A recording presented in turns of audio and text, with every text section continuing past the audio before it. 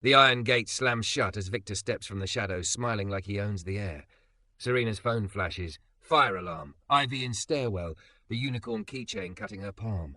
Sirens swell. Khalil squeezes her hand. Then a cold voice behind them says, "Sign, or lose it all." Before we dive in, make sure to hit subscribe, tap like, and share this video. The more voices we reach, the louder these stories become. And drop your city in the comments. Let's see where love finds us. Rain stitched silver lines across the windshield as Serena Vale sat in her idling SUV outside the San Francisco main library, the city fog turning the streetlights into smeared halos. Her laptop glowed in her lap, pages of code cascading like a foreign alphabet she used to dream in, and now could barely translate. Billionaire, founder, mother. None of those titles mattered if she couldn't pry open a lock that would decide everything by morning. In the back seat, 8-year-old Ivy snuffled in her ballet wrap, a tiny glittering crown still crooked in her curls from the recital Serena had missed for a quick call that became 3 hours. Regret thudded behind her ribs like a second pulse. On the laptop screen, the cursor blinked above a block of obfuscated scripts. Python braided through JavaScript, spliced with a grammar Serena didn't recognize, punctuated with taunting comments that weren't comments at all. Seed points for a cipher that shouldn't exist outside a research paper. Victor Langford had always played expensive games, but this was new. The venture predator who owned 11 board seats through a web of funds had demanded she decode the due diligence packet by 9 a.m. or sign the restructuring he'd prepared, which meant losing majority control of Vale Systems, the cloud security company she'd built like a fortress with her own hands before the board meetings multiplied and the code slipped from her fingers into other people's keyboards. Serena's spine ached. She rubbed the base of her neck, catching the reflection of her body in the dark glass. Thick, curvy, formidable, even wrapped in a camel coat and black pencil skirt, a silhouette tabloids loved to flatten into caricature. In the reflection, something else moved. A figure hunched beneath the library's colonnade, framed by a stack of plastic bags and a battered backpack. A man in layered jackets and a knit cap. A cheap sticker on a dented laptop flickered in the rain. His hands were flying. She told herself to stay focused. Told herself to ignore the ache under her sternum that always came when she watched someone write code the way musicians play jazz, familiar and wild at once. Still, she found her door opening, found her sensible heels splashing toward the man under the eave. "Excuse me," she said, and he stiffened, one hand flattening over the zippered pouch at his side. His face lifted to hers, dark eyes steady despite the exhaustion stamped into his features. Rain freckled his lashes. Close up, he looked younger than she'd assumed, late 30s maybe, but with an old carefulness that comes from having the ground vanish beneath you more than once. "I'm sorry to bother you." She went on, breath fogging. "I saw you working. This is going to sound insane, but I need help." A dry corner of his mouth twitched. "Lady, most sentences that start outside a library at midnight end up somewhere insane." "Code," she said, lifting her laptop. "It's encrypted, multi-layered. I'm out of time. You want coding help from a man sleeping under an archway." No bitterness, only an observation, like he was testing the sentence for weight. "I want help from someone who types like you do," Serena said. "If you can't help me, I'll apologize and go back to pretending I can do this alone." He studied her a beat longer, then patted the step beside him. "Khalil," he said. "Khalil Grant." "Serena?" "Yeah," he murmured, scanning the lines she pulled up. "I know." Her heart did a stupid little kick. Of course he knew. There weren't many thick, curvy white women in Forbes photo spreads wearing a trench and an expression that made men twice her age swallow their arguments. She forced herself not to apologize for being recognizable, for being here for the hour. Khalil's brows dipped toward the glow. He tapped a line. "This isn't just obfuscation. Someone nested a grammar inside the comments. See these brackets? You'd miss them if you weren't listening for rhythm." He flipped to a terminal and wrote something fast, hands moving with the reliable grace of long practice. He paused, glanced up. "Who sent this to you?" "Victor Langford." "Figures," he said, a softness dropping out of his voice. "It's quantum-inspired, lattice scaffolding adapted for classical computing. Overkill unless you're trying to prove a point. He gave me a deadline." The words scraped coming out. 9 a.m. Khalil leaned back, rain ticking on the stone above. I can break it, but I got 2 conditions. Serena had already opened her mouth to say, "Name your price," when he held up a palm. "A real meal," he said, "not from a drive-through, and a shower somewhere that locks." He met her eyes. When you haven't had either in a while, your brain starts skipping. The request struck her harder than the wind. She'd spent the drive rehearsing a retainer figure that would make her CFO faint. "Done," she said, "but I have my daughter with me. I need to call her sitter to come get her." He nodded, already turning back to the screen. "Do that first." He glanced through the rain-streaked glass at the SUV, where Ivy's face was a pale crescent in the rear seat. Dark corners bring opportunists. No shame in moving different. Serena stepped aside, called Annika, who promised to be there in 15 minutes. When she slid back under the archway, Khalil handed her a folded jacket, thin but dry. "You'll freeze," she said. He shrugged. "I'll move faster." They worked on the library steps like teammate strangers.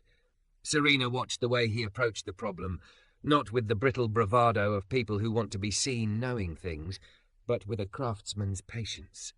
He pointed without speaking sometimes, and she followed, breath-catching, when the first layer peeled back to reveal a different language entirely. Custom glyphs mapped to a grammar that looked like a child's game until you saw the trap circuits. "Who taught you to see that?" she asked. "Graduate advisor once told me code sings if you listen," he said lightly. "Then the rent came due and listening had to wait." His fingers didn't slow.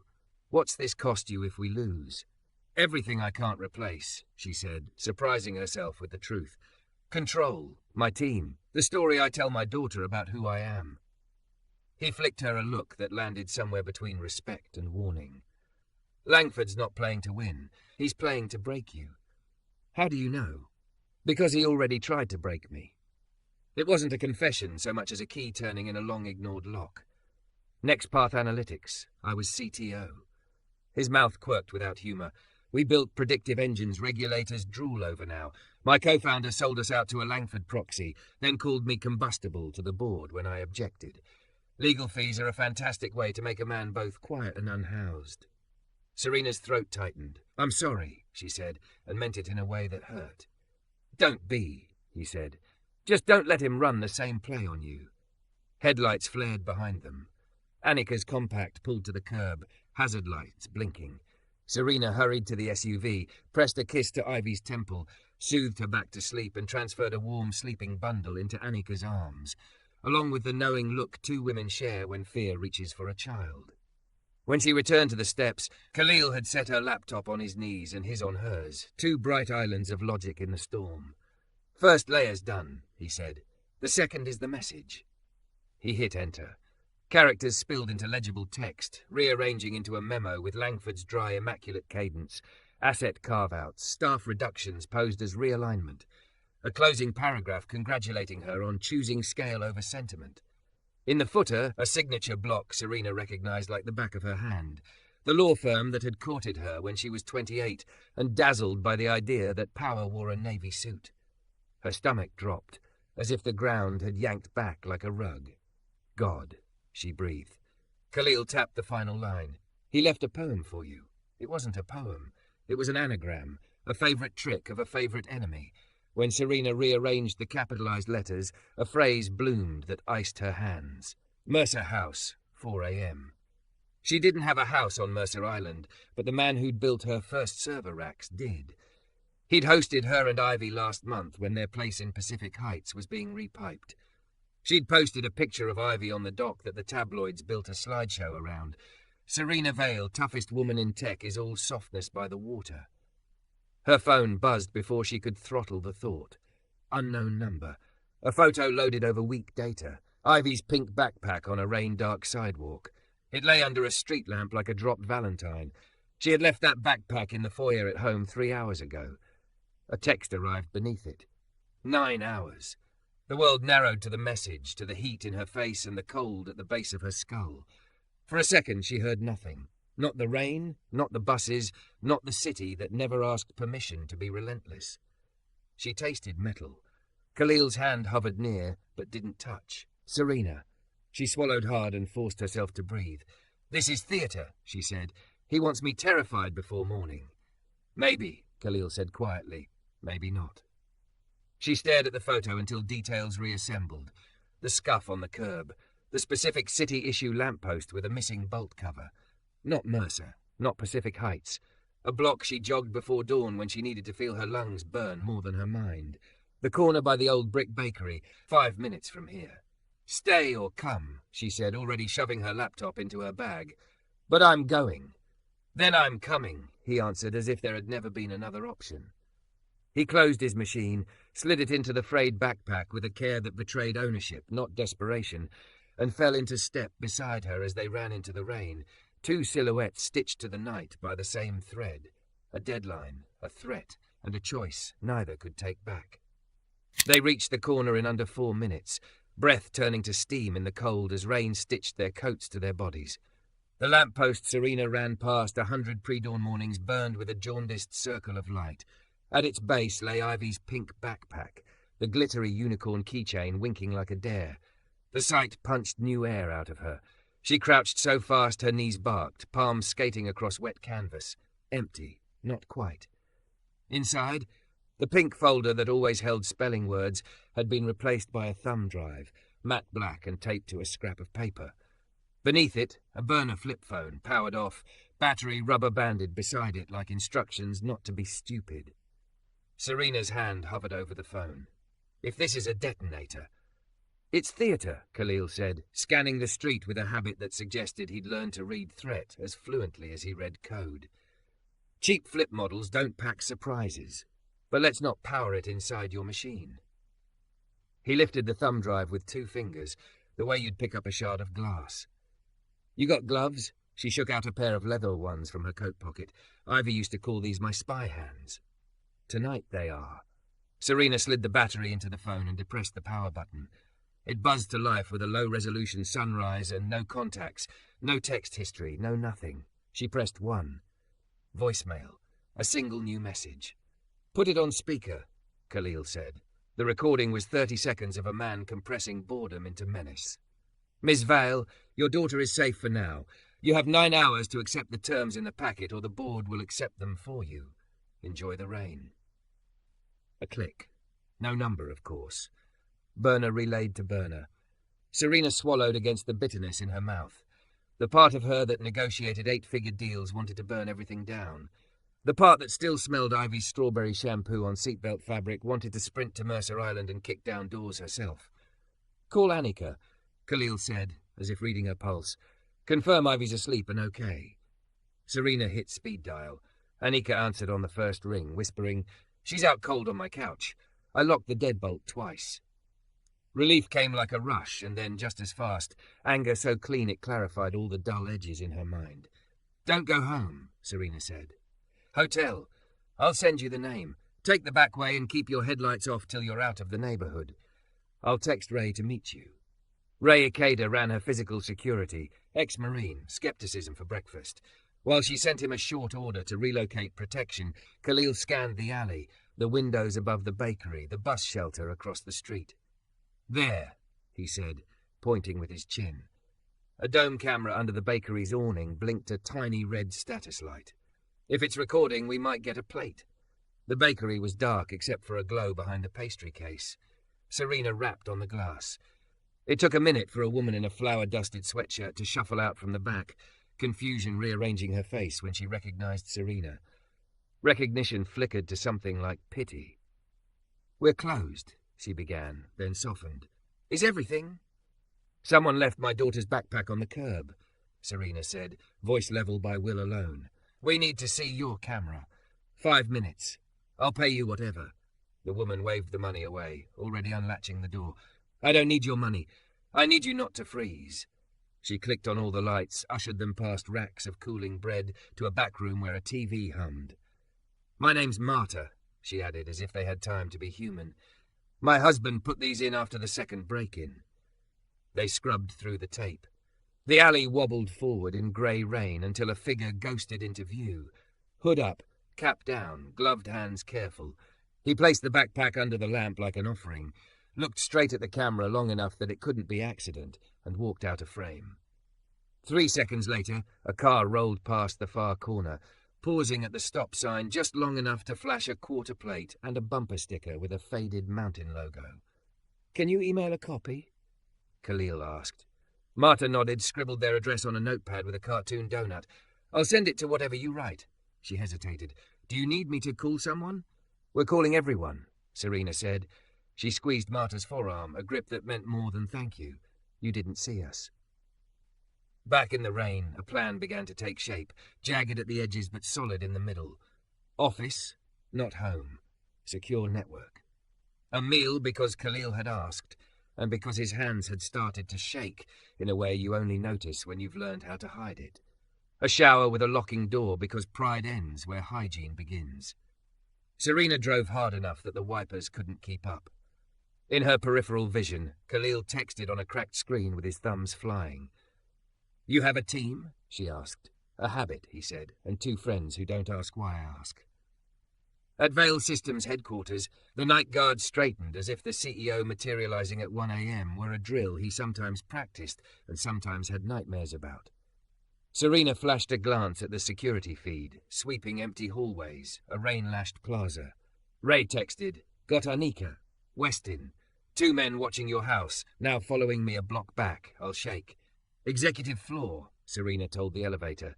At the threshold of the 28th floor, she stopped. "Showers down the hall," she told Khalil. "Fresh towels. I'll have food by the time you're out. Please, lock the door." He lifted a hand. "I will." She watched him go, a man suddenly taking up space like he deserved to, then set about making the night less cruel. She microwaved chicken broth in a mason jar, found leftover sourdough from a bored lunch, swiped her access card for the supply closet, and grabbed a clean T-shirt meant for demo days. When he came back, scrubbed and quiet in borrowed cotton, the grief of what the world does to people it doesn't bother to know hit her so hard she had to look away. "Soup," she said instead, "with dignity." He smiled into the steam. "Dignity in a jar. Bougie. Shut up and drink." They ate perched on the edge of her desk like 2 kids in after-school detention. It made something in Serena's chest ache in a not unpleasant way to watch his shoulders lower with each swallow. "Thank you," he said finally. "For?" "For treating me like a person, not a plot twist." She took that in, then offered the thumb drive. "Let's ruin a man's night." Khalil booted a live OS from his own USB on a loaner machine, air-gapped from the network. He slid in the drive like a chess player, placing a pawn where it would open a board. Folders blinked open. Sign now, 9 hours, choice. He clicked the last. Screens bloomed with ledgers and schedules, and a diagram of shell companies that looked like a galaxy. LLCs orbited by trusts, orbited by funds, all moving toward the gravitational pull of one name never written on paper. Victor Langford. Khalil whistled low. "He's sloppy when he wants you to look. He's meticulous when he doesn't." He magnified a node. "Here, Westwood Mountain Holdings. That bumper sticker." Serena leaned closer, shoulder brushing his. "If we tie Westwood to his proxy in Singapore, we can blow his cover with the DOJ." "We can," Khalil agreed. "But you have a clock tonight. What buys you 9 hours without giving him what he wants?" Serena thought of bylaws and care-of-duty memos and an obscure clause she'd insisted on at 2 a.m. 3 years ago after a breach at a competitor. "If we declare a cyber event that materially affects disclosure, the board can't vote until we certify the scope. It triggers a 72-hour delay." Khalil looked at her like she'd pulled a sword from a downspout. "You can do that?" "I need 2 independent directors to sign off." She opened a secure messaging app and typed with fingers that had stopped shaking. "Elena Cho, Luis Ferraro. Both had kids. Both knew what it meant to watch someone aim at the thing you loved and call it business." She hit send. The typing bubbles appeared fast as pulse. Then 2 green check marks. She exhaled a breath that made her dizzy.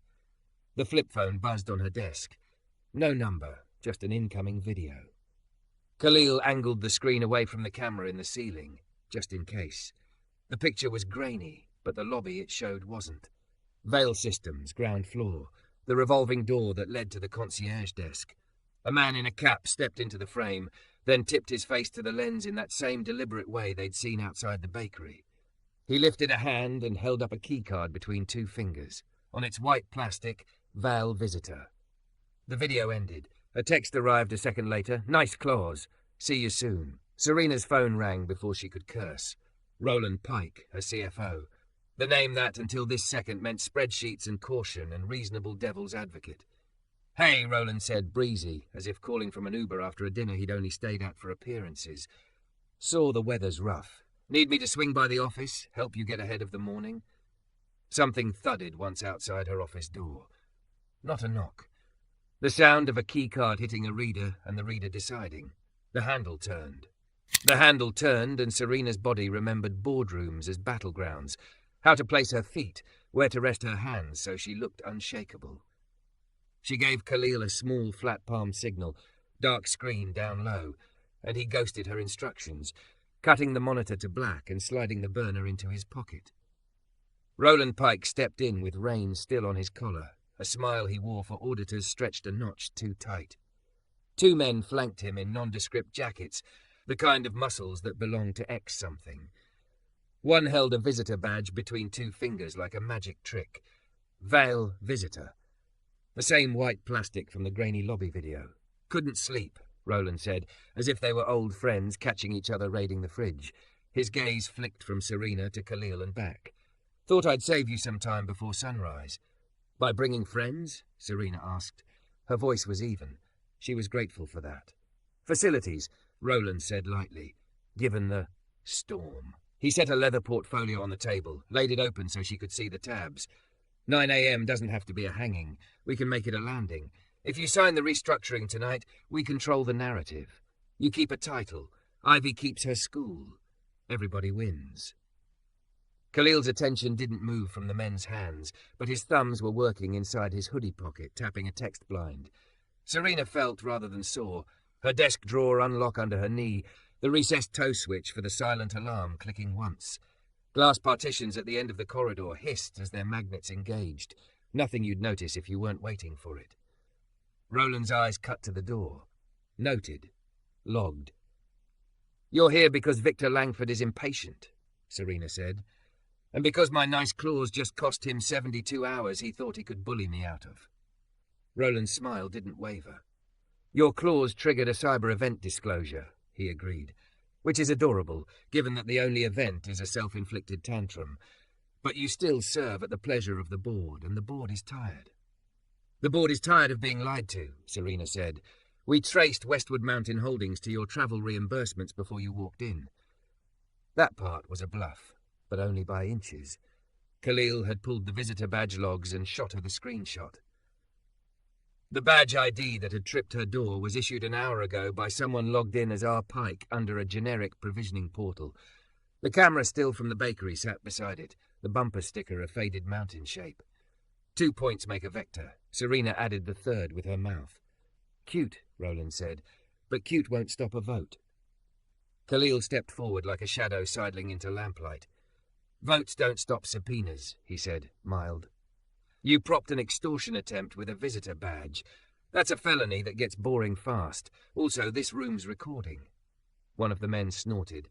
You'll always think saying felony makes it magic. You think you can lecture me about law? Roland snapped, the CFO varnish peeling a little. I kept this company out of jail while you... He caught himself before saying homeless.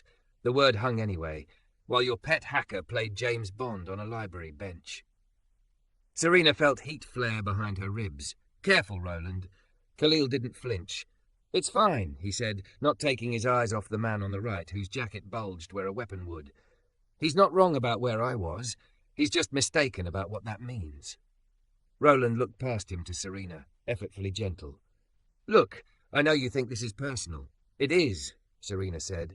My daughter is not a rounding error in your spreadsheet. Roland spread his hands, reasonable again. No one touched Ivy. Victor's team left a prop. You got a jolt. You made a clause play. Now let's be practical. A low buzz rippled through the HVAC.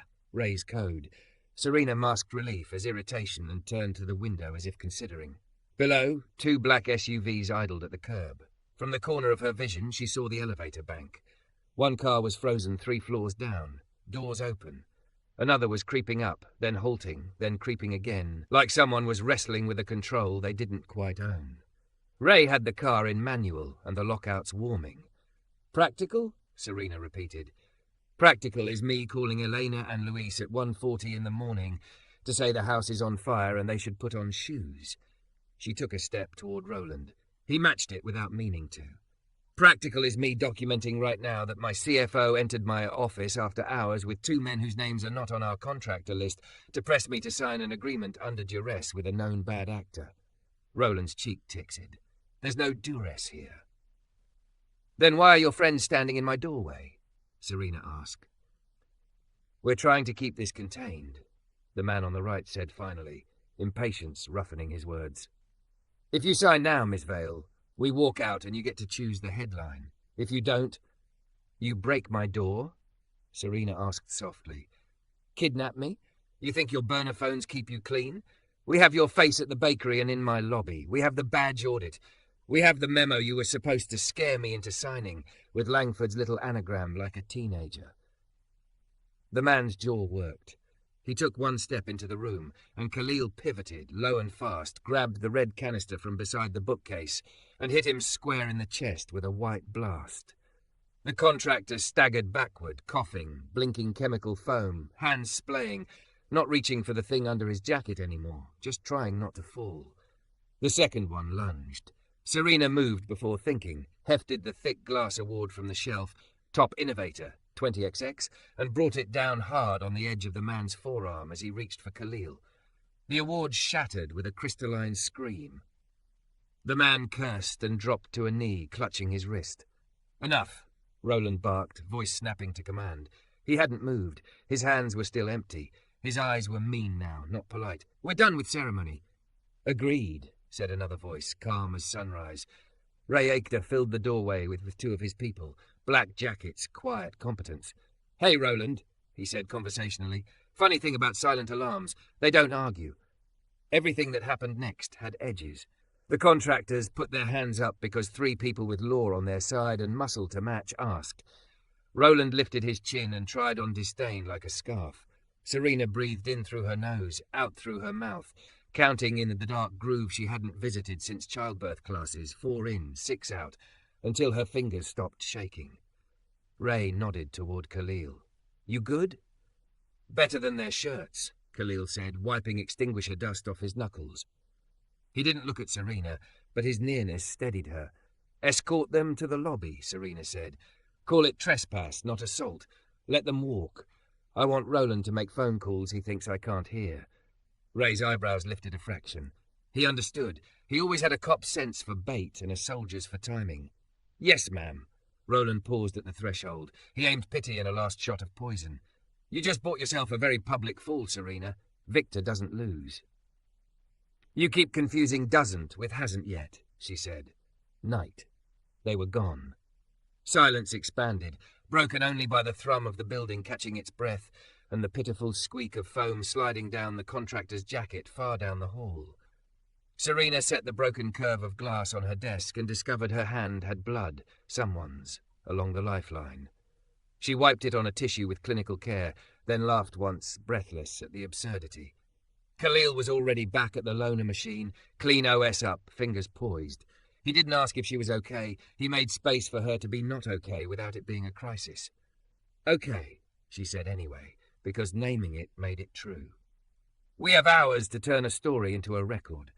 Elena and Luis signed the delay. We need to formalize the incident, push to council, and send a preservation notice to every system and human in this company. Then we tip the DOJ on Westwood Mountain with a clean chain, not a rage dump.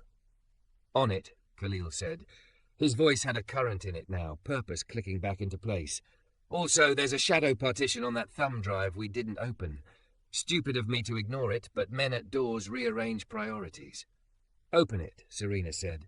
He did the work like a locksmith, not a thief. No brute force, only listening for the tumblers. The partition gave with a small digital sigh, revealing a single file named orchard.tiff. Khalil double-clicked, an image filled the screen. A gala photo, 20 years old by the look of the dresses and the palette, film tones and flash. A young Victor Langford with hair lifting a glass. Beside him a woman Serena had never met but recognized in the place under the sternum where recognitions live. High cheekbones, a certain set to the mouth when she was about to argue. On the back wall, a banner. Ashford Family Foundation Scholars' Dinner. Serena stepped closer, the room tilting not from fear now, but from the way a floor shifts when you learn it's been built over another story. Her mother had chaired that foundation, had leveraged the fortune of a man Serena had only known as distant to build scholarships for kids with too much lightning and too few rods. The date stamp aligned with the summer her mother survived a boardroom coup and came home with a smile like a dare. Your mother crossed him, Khalil said softly, reading as fast as he thought, and won. Serena didn't take her eyes off the screen. So this was never just about me. No, Khalil said, but it's definitely about what you do next. She straightened, wiped a streak of dried extinguisher from the edge of the desk with the heel of her hand, and reached for the phone. Then we changed the rules. We go first. Press? Khalil asked. Press, regulators, my people, she said. We put their faces and our facts in the same frame. And Ivy? He asked it gently, the only place her armour thinned. Ray has her, Serena said. Anika has her. I have her because I don't give up the way men like Langford count on. Khalil's mouth bent in something like a smile. Then let's give him a different math problem. He pulled the keyboard toward him. Serena stood at his shoulder, the two of them close enough to share breath, and began to turn a night designed to break her into the morning that would make him very, very sorry he'd ever taught her fear. Dawn pressed a pale seam along the bay when Serena hit record. No makeup, hair scraped into a knot, camel coat thrown over her black dress. The camera on her laptop reflected a woman the city knew too well and not at all. Thick and curvy, yes. Composed? No. She didn't try to fake it. Team, she said into the mic, voice raw. We have a security incident and an attempted coercion tied to a hostile investor. Systems are safe. People are safe. I triggered our cyber event clause to pause any board actions while we investigate. If anyone contacts you off-channel about this, forward to legal and security immediately. We're going to be transparent, we're going to be lawful, and we're going to protect each other. I built this company to protect strangers. I will not fail the people who made it real. She sent the all-hands, then closed her eyes and breathed 4 in, 6 out until the shake left her fingers. The office beyond her glass wall held its own breath, the 28th floor lights low, kitchenette humming, the night janitor's cart parked like a witness that wouldn't talk. Ivy's unicorn keychain lay next to the keyboard, winking in the fluorescence. Serena touched it like a talisman and called. Anika picked up from the hotel room, whispering, She's asleep, finally. Ray posted 2 outside the door, 2 by the elevators. Text me the room number and switch again. Serena said, Use the service corridor. Don't tell Ivy we moved her. Already ahead of you. Serena hung up and looked over at Khalil. Clean t-shirt, borrowed sweats under his jacket, beard trimmed by the edge of a company razor.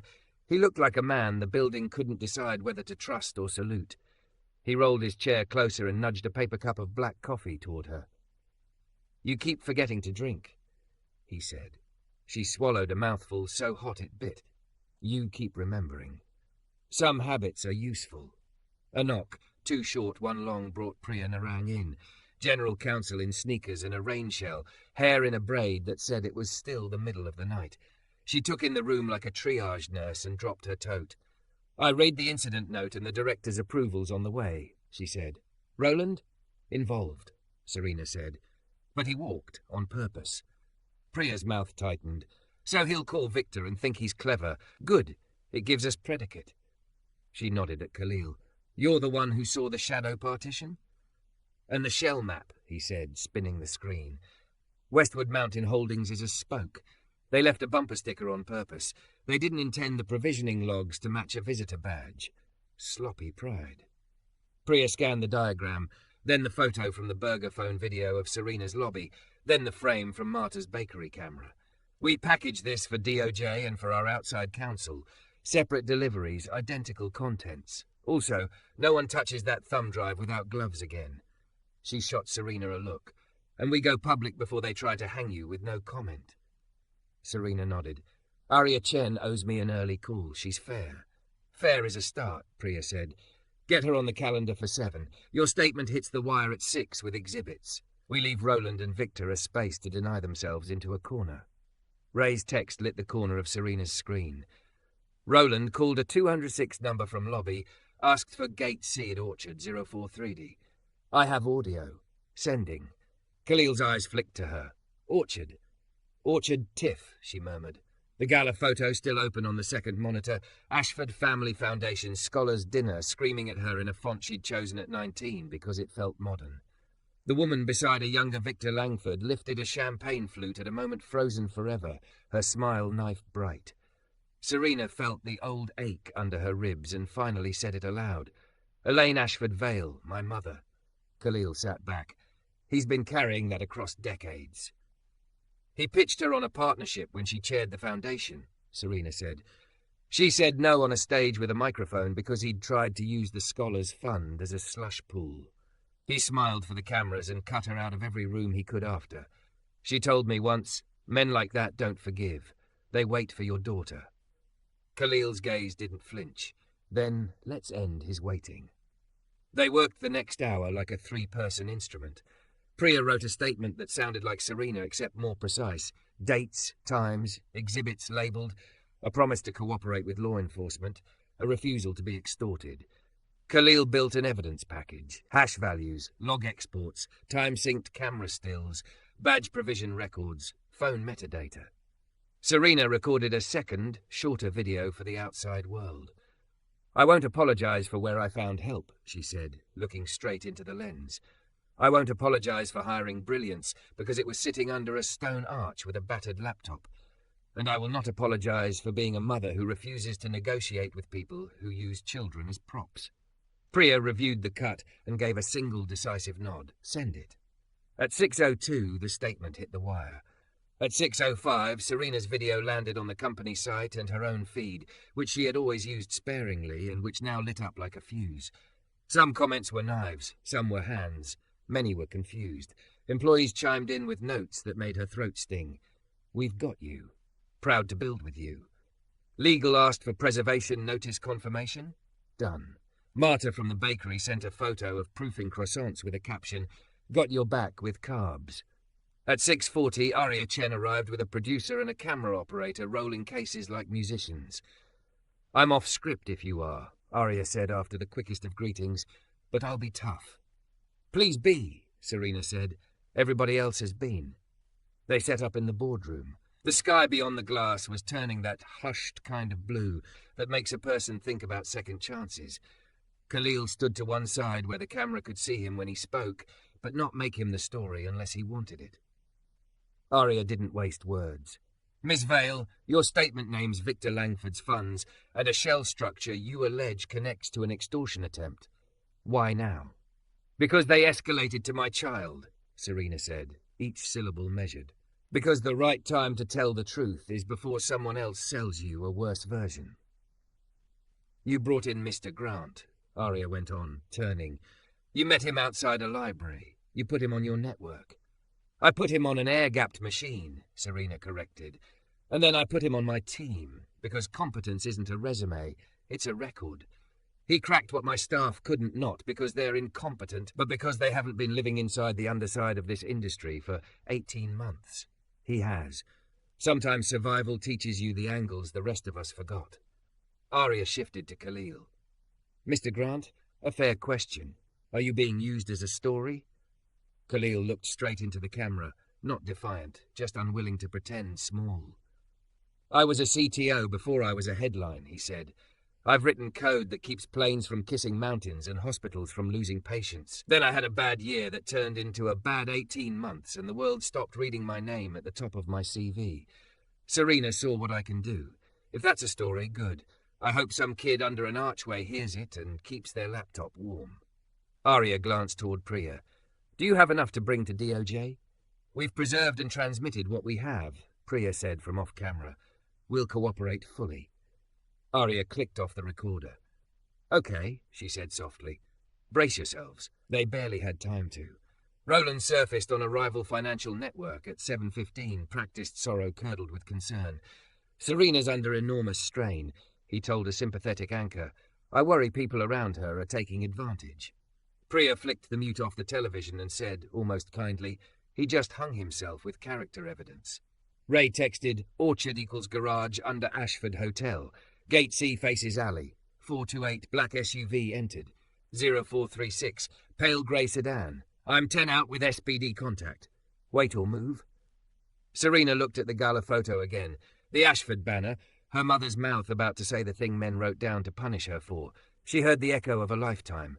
Don't let the room decide your spine. We move, she said, but we don't go alone. Priya wrinkled her nose. You're the complainant. You don't need to be on site. I need to look him in the face, Serena said, so he knows I'm not a blinking cursor on a paper he wrote. He aimed at my daughter. He uses the hotel where my mother made a scholarship dinner a hunting ground. That's a line. Khalil didn't argue. Ray'll kill me if I let you walk into a garage without armor. Then, bring armor. By 7:42, they were in the SUV with Ray at the wheel. Priya on a three-way with her SPD contact and the U.S. Attorney's duty line. Khalil in the back beside Serena, rechecking the packet on a thumb drive they'd blessed a dozen ways. Rain rat-tat-tatted on the windshield. Traffic was light. The Ashford Hotel's brick facade rose ahead, old money set like a stage for new sins. Ray cut into the service lane. Gate C is down the ramp, he said. Cameras at the mouth, none inside. That's not an accident. He nosed the SUV past the lip and killed the lights. The garage breathed damp and oil. Footsteps echoed somewhere out of sight, the rhythm of men who weren't hurrying because they thought they owned time. Serena's phone vibrated in her palm. Fire alarm just pulled. Hotel evac. Security says false, but people are pouring out. Ivy woke. She's scared. Moving to stairwell. Call? Serena's heart clenched hard enough to make spots flicker. She started to reply and froze as a voice, amplified by concrete and contempt, floated around the bend. Serena Ashford, it said, savouring the maiden name like a relic. Your mother used to pretend rules applied to her. Shall we find out whether they apply to you? Khalil's hand found hers in the dim, warm and certain. She squeezed once, set her jaw, and stepped out into the echoing light. Victor stepped from the shadow of a concrete pillar like a host welcoming late guests to a private party. He was bareheaded despite the rain, silver hair combed back hard, a tan that didn't belong to a Seattle winter. Roland stood half a pace behind him, eyes swollen from a night with no answers, and two men fanned out with that bored readiness of people paid to enforce other men's paper. I wondered which name you'd wear today, Victor said, smiling at Serena as if they were the only two people in the room. Val Ashford, your mother preferred the latter. She wore it like armor. Serena's heartbeat slowed until it beat at her pace, not his. She didn't need armor, she said. She had a spine. He chuckled. She had a microphone. He glanced toward the ceiling. You too, it seems. Your little video is charming. So brave, so reckless. Consider this a hands-on tutorial in consequences. Something scraped above them. Carts, an argument, the echo of a building being emptied. Serena imagined the Westin's stairwell, Annika's arm around Ivy, the claustrophobic ding of a pulled alarm. She didn't let any of it show. You pulled a fire alarm on a hotel because a child was sleeping there, she said. Your mother would be proud. My mother taught me to take what I was owed, he said. He stepped closer, slow enough that Ray could keep him centered. Elaine Ashford made a joke out of me in a room my money paid for. She said no and made it sound like a favor. I don't mind the word no, Serena. I mind performance. Khalil shifted, not in front of her, but beside, so their shoulders squared to the same angle. This is the performance, he said. You filming your own tantrum. Victor's eyes flicked to him. Ah, the street-sharpened savant. I thought you'd be taller. Most men who meet friction from below say that. Khalil said evenly, keep talking. The chain of custody likes when you talk. Roland exhaled a frayed thread of a sound. Victor, he said low, they sent everything to justice. We should. Roland, Victor said, not looking back, you have already earned your legacy. Priya's voice murmured in Serena's ear from the open line in her pocket. 2 SPD units rounding first.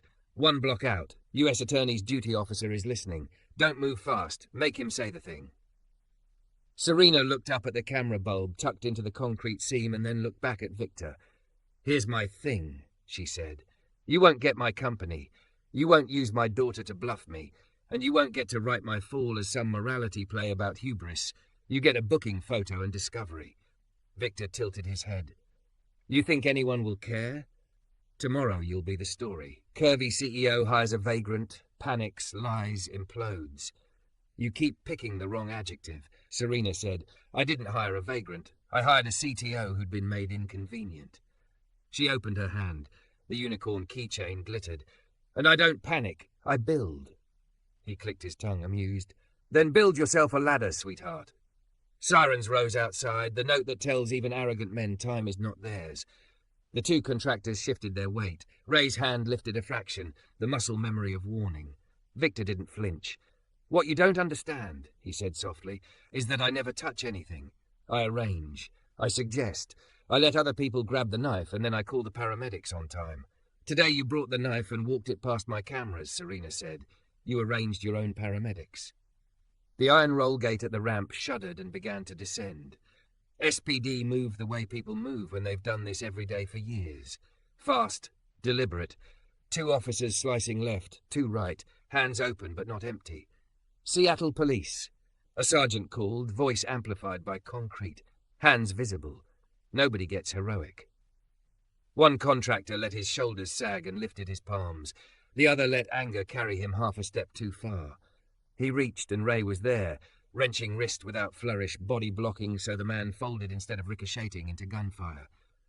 Roland put up his hands, colour draining. Victor turned his head toward the approaching officers like a celebrity deciding which lens to honour.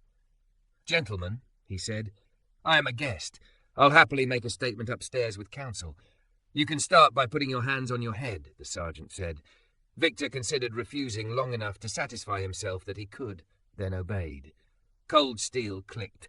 The sound ricocheted in the garage in a way Serena would hear later, falling asleep with Ivy's hair on her arm. Miss Vale? The sergeant asked. You want to explain why I'm cuffing the man who writes half this city's checks? Because he tried to collect one that wasn't his, Serena said, and because he doesn't think the law applies to people whose names end with fund. Uh-huh, the sergeant said, unimpressed and not hostile. We'll sort upstairs. Roland caught Serena's eye as they led him past, something like an apology trembling in the space between shame and calculation. He said it would be clean, he whispered. It never is, Serena said. They rode the elevator with the squad, Victor boxed by blue and cement. He glanced at Serena and for the first time looked his age. You think this is where it ends? He asked softly. No, Serena said. This is where I stop letting you define the beginning. By 9:12 a.m. the board was a row of rectangles on her screen. Elena steady, Luis hollow-eyed and furious, 2 others avoiding her gaze. Roland's window was dark. Priya sat at the far end of the table with a legal pad full of boxes all ticked. Khalil stood behind Serena's chair, silent, present. I'm convening under the Cyber Event Clause, Serena said. We will not vote on restructuring. We will vote on suspending Roland for cause pending investigation, appointing an interim CFO, and authorizing cooperation with federal authorities. Miss Vale, one director began, a hedge clothed as a throat clearing. The optics. The facts, Elena cut in. We have the facts. We'll survive the optics if we act like adults. Luis leaned forward. We built a company to protect people. If we can't protect our own, burn it down. The votes went faster than Serena expected. Fear makes people conservative until it makes them honest. The motion carried. Roland's window winked away. Aria's segment aired at noon. Serena, barefaced and tired, refusing to be easier than the truth. Khalil, looking straight into the lens and giving other people permission to imagine themselves back at a keyboard. The comments turned.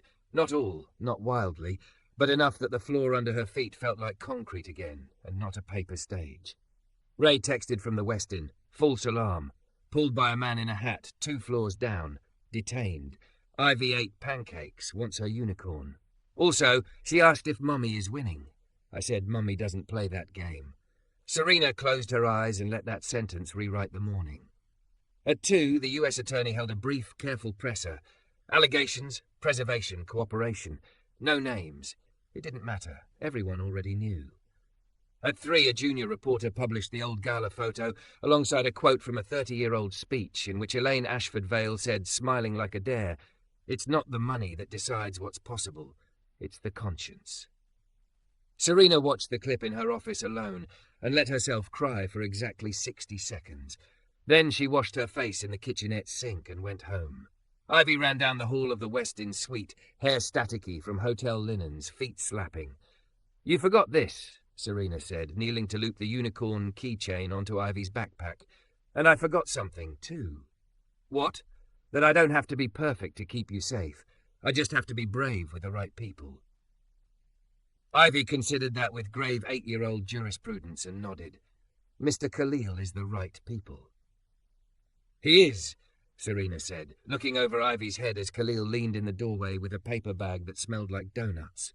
He lifted a palm. She pressed her hand to his and felt all the nights and all the mornings between her skin and his. They ate on the floor, laughing at powdered sugar moustaches, while Annika napped face down on the sofa like a felled hero. Later, when Ivy sprawled sideways across the bed like a starfish staking claim to the world, Serena and Khalil stepped out onto the small balcony. Rain had rinsed the city, the sound wore a pewter sheen, gulls wrote cursing letters across the sky. "I can't pay you what you're worth for this," Serena said. "I didn't do it for pay," he said. "I know." She swallowed. "I want you as CTO, not as a headline, not as salvation, as my partner in the only thing that ever mattered here, building something that holds." He was quiet long enough to make sure she wasn't offering forgiveness disguised as a job. "Then I want 2 things," he said. "One, a program under us that scouts brilliant people in impossible situations and gives them a staircase instead of a brochure. 2, the promise that if I disagree with you in front of the board, you'll let me finish the sentence." Serena smiled, a tired, dangerous thing. "Done," she said. "Both." He grinned back, then sobered. "You know this isn't over." "I know," she said, "but it's ours now." Below them, sirens wound down into ordinary city noise. Above them, a slice of pale sky widened like a door someone had finally decided to open. Serena threaded their fingers together, the same way she'd laced languages on a screen in a storm and made them give. Some beginnings hide in the rain. Some revolutions start on library steps. And some futures are just 2 people refusing to look away from the hardest part and finding in the middle of it the exact courage they'd been missing.